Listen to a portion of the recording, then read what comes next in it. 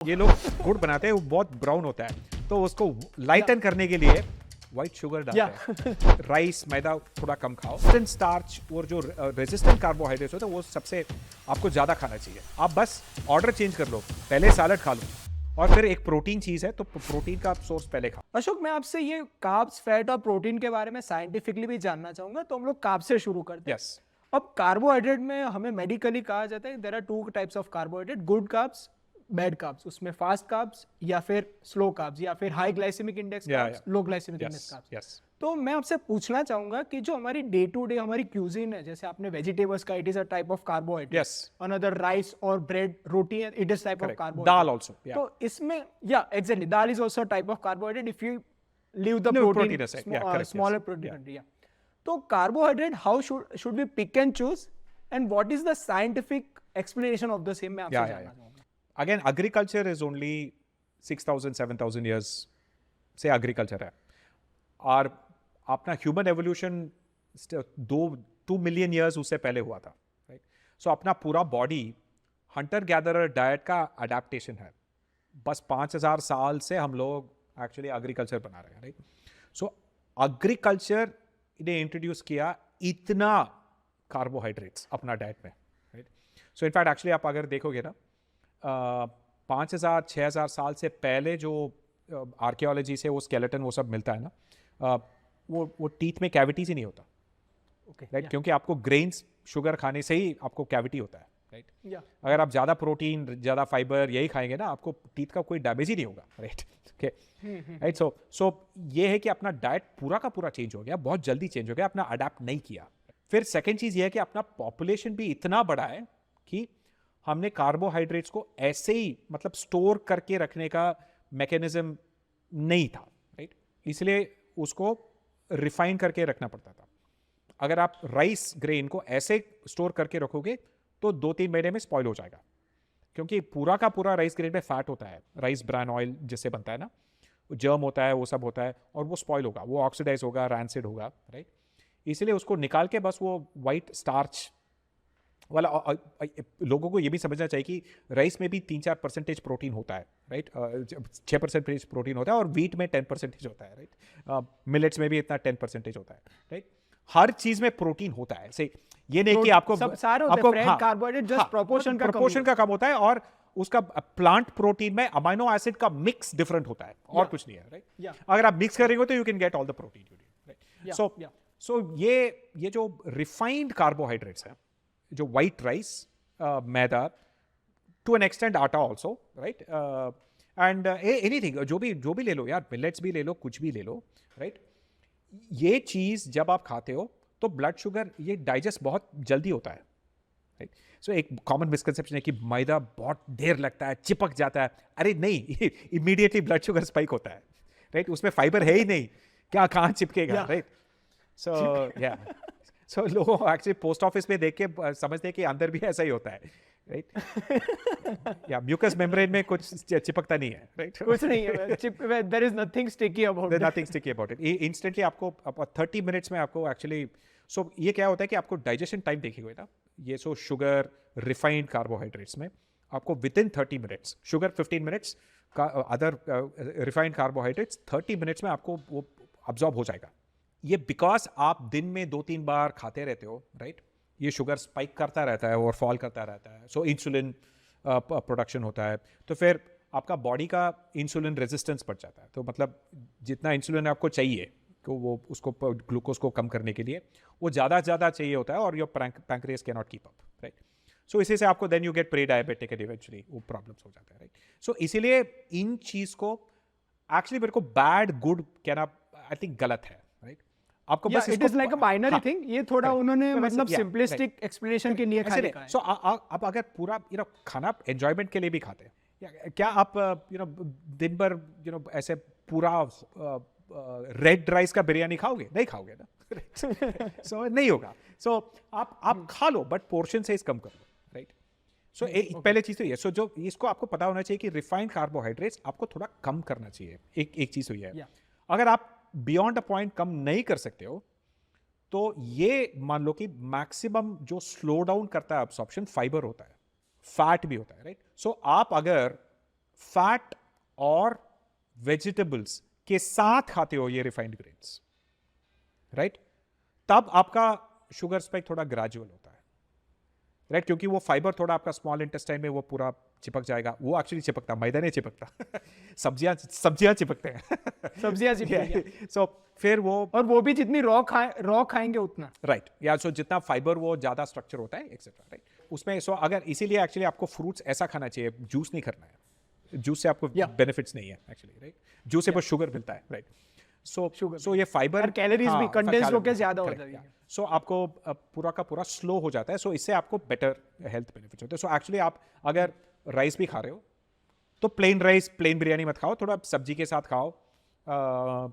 इसीलिए हम घी डालते हैं, इसीलिए हम दाल डालते हैं. रिमेंबर, कार्बोहाइड्रेट्स में दाल का जो स्टार्च है वो रेजिस्टेंट स्टार्च होता है, right. So compare to grains which are easy to digest starch, legumes का जो स्टार्च होता है वो रेजिस्टेंट स्टार्च होता है.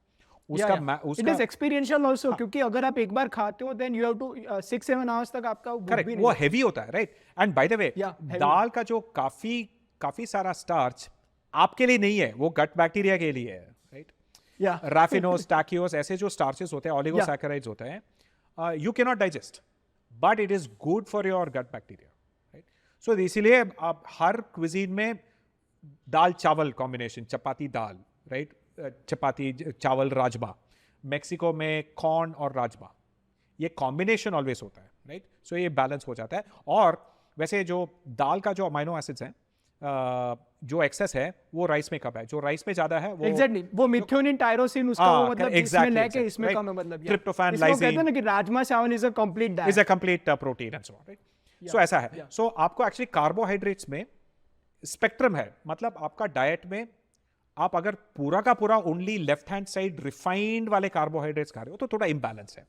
तो आप थोड़ा सब कुछ आपको थोड़ा मिक्स करके खाना चाहिए. और ये कॉमन गलत फहमी है कि आप पोटेटो का जो स्टार्च है, राइट, लोग समझते हैं कि ओ राइस के हिसाब से it is like you know it is very weight बढ़ जाएगा. अरे पोटेटो का सटाइटी इंडेक्स बहुत हाई है, राइट. हाई है, और वो कैसा है कि वो दिखता जैसा है ना वैसा हम लोग फील करते हैं. यस, ये भी मतलब एक साइकोलॉजिकल है, राइट, साइकोलॉजिकल है ये पूरा. इतना अमाउंट मतलब ऐसा मोटा दिखता है, मोटा दिखता है, आलू जैसा है, यू नो, राइट. वो बचपन से भी वो कहते हैं ना कि नॉस्टैल्जिया की कंडीशनिंग की गई है कि आलू जैसा है, राइट. और वो इंजमाम उल हक को आलू बोलते हैं, और राइट. सो ऐसा इमेज है, राइट. बट सेम अमाउंट जो राइस है और आलू है, आलू बहुत हेल्दी होता है, right, actually speaking, right. And उसमें विटामिन सी होता है, right. It's a very good source of vitamin C, right. So therefore आपको राइस, मैदा थोड़ा कम खाओ, बीच वाले में और ज्यादा खाओ.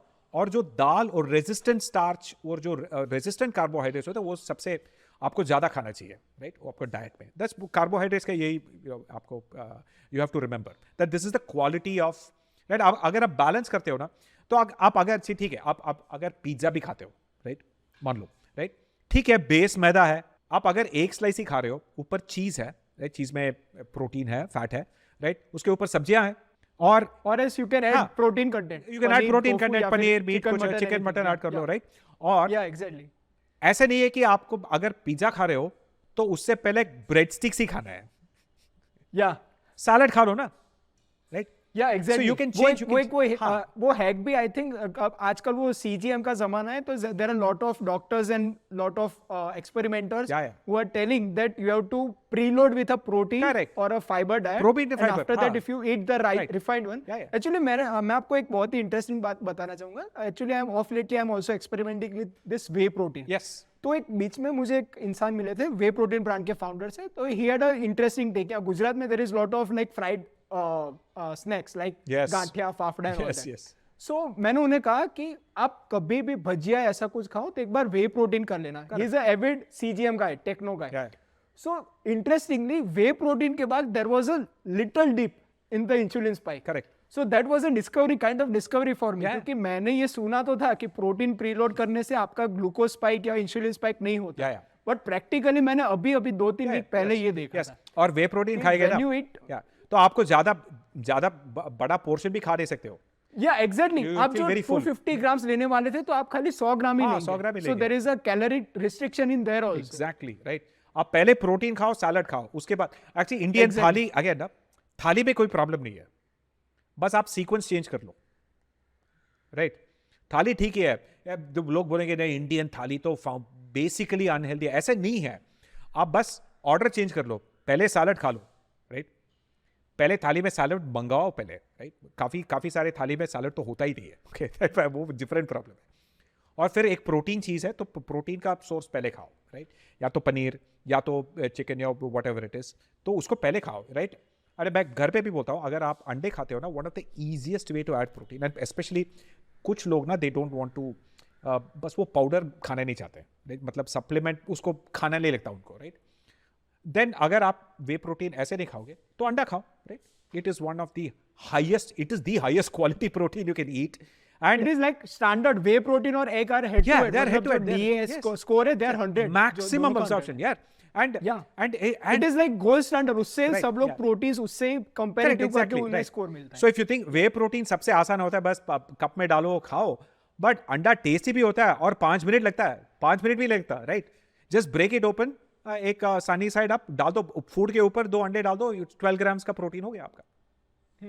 और ऑल्सो आपने भी मुझे कहा था, आई थिंक आप ही ने कहा था कि अंडा एक ऐसी चीज है कि सब में ब्लेंड हो जाता है। एब्सोल्युटली, एक हर इतना, अरे इट इज दी, अरे एक उससे पूरा एक बर्ड बनता है। So it is the most flexible mix of proteins and fats you can imagine, right? Of course actual regular अंडा तो अनफर्टिलाइज्ड है, बट लेकिन वो पोटेंशियल है, मतलब, राइट? तो उसे द डिवर्सिटी ऑफ प्रोटीन्स, इतना डिवर्सिटी आपको कहीं नहीं मिलेगा। अब इसी में कार्ब्स में मैं आपसे शुगर के बारे में पूछना चाहूँगा। आजकल ये बहुत ही बड़ा मिथ है, आप सोशल मीडिया में भी कई लोग ऐसे फियर मॉन्गरिंग के साथ इसे कर ही रहे हैं कि शुगर में white sugar, brown sugar, jaggery, Honey, what's the difference? मैं आपसे डायरेक्ट पूछना चाहूँगा। मैं मतलब पक चुका हूँ, क्योंकि सब लोग क्या कहते हैं कि अब तो चाय में भी वो लोग कह रहे हैं कि जैगरी वाली करना, क्योंकि उससे आप 2-3 कप ज्यादा पी पाओगे। नहीं, ऐसे नहीं है। सी, शुगर होता है, राइट? द प्रॉब्लम यही है कि आप अगर इसका एक कास्ट सिस्टम बना दिया, मतलब व्हाइट शुगर सबसे वर्स्ट है, तो आप गुड़ वाला डेजर्ट ज्यादा खाओगे, वही प्रॉब्लम है, राइट? ऐसा नहीं है। और ये भी मानोगे कि आपको गुड़ से आयरन मिलता है, अरे आपको डेली अलाउंस, आपको you have to eat 100 grams of, वो सारे मिनरल्स, छोटे मिनरल्स वो कम है, गुड़ से मिलेंगे। ये same correct, exactly this much to it. ये सॉल्ट का भी यही प्रॉब्लम है कि अगर आप सेंधा नमक, ये नमक, उसमें मैक्सिमम 2% या 1% होगा काफ़ी अदर मिनरल्स का।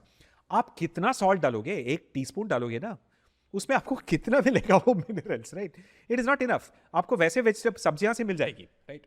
ऐसा नहीं है, राइट? सो शुगर होता है, राइट? पहली चीज़ तो ये है।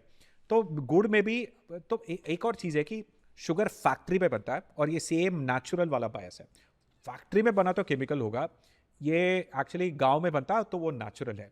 आप कभी देखा है गुड़ का जो बनता है, अरे पूरा का पूरा केमिकल्स डालते हैं, या हाँ, बस अनरेगुलेटेड है। प्रोसेस में कैसे है कि थर्ड प्रोसेस में आप निकाल दो तो ये आ जाएगा, लास्ट प्रोसेस में निकालो तो अलग आ जाएगा। The streamline process is the same. और ये वो लोगों को एक्चुअली वो लाइटर कलर अच्छा लगता है तो वो ब्लीचिंग एजेंट डाल देते हैं। एक्चुअली मेरे को एक 1% मेरे को फोटो भेजा था यूपी में, जो शुगर बेल्ट में विलेज में कैसे गुड़ बनता है। वो दिखाया कि वो गुड़ का फैक्ट्री में काफ़ी सारे गन्ने के वो सैक्स हैं। वो पूछा कि गैस करो उसमें क्या है, राइट? राशन का वाइट शुगर है। तो क्या करते हैं ये लोग, गुड़ बनाते हैं, वो बहुत ब्राउन होता है, तो उसको लाइटन करने के लिए वाइट शुगर डालते हैं, right? Premium form of adulteration. Premium, वो सब्सिडाइज्ड है ना, right? So it's low cost, right? So और and the other thing is, and you're just making a fool of yourself, right? So जैसा actually sugar cane juice, जब वो गन्ने का juice पीते हो ना, गन्ना एक्चुअली एक्सपेंसिव होता है क्योंकि बल्क में सारे शुगर फैक्ट्री खरीद लेते हैं, राइट? तो एक्चुअल गन्ना इन लोगों को खरीदने के लिए थोड़ा एक्सपेंसिव होता है। तो फिर से सेम रेशन शुगर का चीज़ होता है, तो एक्चुअली वो शुगर मिला देते हैं, आपको डिफरेंस पता नहीं चलेगा क्योंकि सेम सुक्रोज है, right? Exactly, right? So it is just that I think आपको ये समझना चाहिए कि आपको शुगर ओवरऑल कम करना चाहिए, थोड़ा मॉडरेशन। जब एंजॉयमेंट के लिए खाओ, डेजर्ट में खाओ, राइट? और जैसा गुजराती फूड में होता है, हर चीज तो डेजर्ट ही होता है, right? There is sugar in everything. Yeah exactly. दोस्तों, ये वीडियो अगर आपको वैल्यूएबल लगा तो इसे लाइक कर अपने सारे दोस्तों से इसे शेयर कीजिएगा। इस चैनल को सब्सक्राइब तो आप कर ही लेंगे। चलिए मिलते हैं।